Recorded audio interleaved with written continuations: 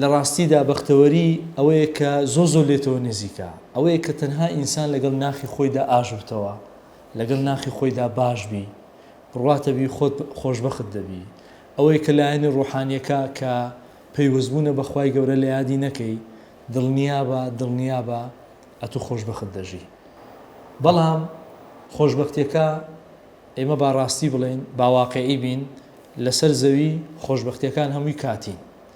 هیچ ئینسانێک نابی باوەڕی ئاوا بیتن کە خۆشبەختی لە ژیانی ئێستادا، لەو ژیانەی کە لە ئێستادا خۆشبەختی نەبراوە هەیە. خۆشبەختی نەبراوەمان نییە، بەڵام خەمی نەبراوەشمان نییە.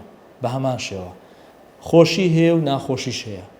گرنگە ئینسان بە خۆشی و ناخۆشیەکانی بتوانی شتێک بەرهەم بینی.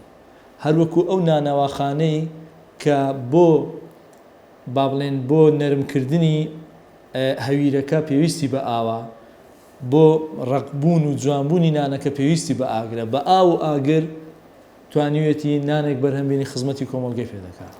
گرنگە ئینسانیش لە ژیانیدا ئاوا بیر بکاتەوە کە بە خۆشی و ناخۆشیەکانی، بە خەم و بە خۆشیەکانی بتوانیتن شتێک بەرهەمبینی بۆی خزمەتی کۆمەڵگەی پێ بکات.